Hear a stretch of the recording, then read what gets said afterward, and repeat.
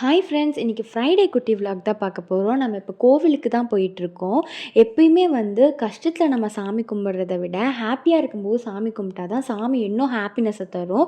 எப்படின்னு பார்த்தீங்கன்னா, இப்போ நம்ம கஷ்டத்தில் இருக்கும்போது சாமி கும்பிட்டோன்னா சாமி வந்து நீ கஷ்டத்தை தானே என்னை தேடி வர அப்படின்னு சொல்லிட்டு நிறைய கஷ்டம் தருவாங்க. இதே வந்து நீங்கள் ஹாப்பியாக இருக்கும்போது சாமி கும்பிட்டிங்கன்னா சாமி இன்னும் ஹாப்பினஸை தருவாங்க. பிகாஸ் நம்ம ஹாப்பியாக இருக்கும்போது தானே சாமி கும்பிட்றோம். ஸோ இந்த மந்திரத்தை நீங்களும் உங்கள் லைஃப்பில் யூஸ் பண்ணிக்கோங்க. அண்ட் அதே மாதிரி நாங்களும் எங்கள் வீடு பக்கத்தில் இருக்க ஒரு ஃபேமஸான ஒரு கோவிலுக்கு தான் போனோம். சுசீந்திரம் கோவில்.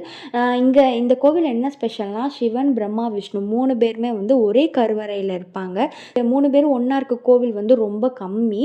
ஸோ எங்கள் கன்னியாகுமரி டிஸ்ட்ரிக்டில் சுசீந்திரம் கோவில் வந்து ரொம்ப ஸ்பெஷலான ஒரு கோவில். ஸோ அதே மாதிரி இங்கே அவங்க மட்டும் இல்லை, விநாயகர், முருகர், ஆஞ்சநேயர் எல்லாருமே இருக்காங்க. அண்ட் ஆஞ்சநேயர் கூட வளர்ந்துக்கிட்டே இருப்பாங்க அப்படின்னு சொல்லுவாங்க. அவர் வளர்ந்து இந்த டாப்பை டச் பண்ணிட்டாருன்னா ஏதாவது ஒரு அழிவை சந்திப்போம் அப்படின்னு கூட சொல்லுவாங்க. ஸோ வந்து நாங்களும் வந்து அந்த கோவிலுக்கு போயிட்டு நல்லபடியாக ப்ரேயர் பண்ணிவிட்டு, ஒன்றாய் ரெண்டாசைகள் அப்படின்னு சொன்ன மாதிரி நிறைய ஆசைகளை லிஸ்ட்டு போட்டு அடுக்கிட்டு நல்லபடியாக மனசார ப்ரேயர் பண்ணிவிட்டு அங்கேருந்து கிளம்பிட்டோம். அண்டு பக்கத்துலேயே வந்து மாருதி ஹோட்டல்னு இருக்கும். அங்கே வந்து ஃபுட்டு வந்து செம்ம டேஸ்ட் அண்ட் குவாலிட்டியாக இருக்கும். ஸோ அங்கே போயிட்டு நான் வந்து பூரி ஆர்டர் பண்ணேன். அவங்க வந்து தோசை ஆர்டர் பண்ணாங்க.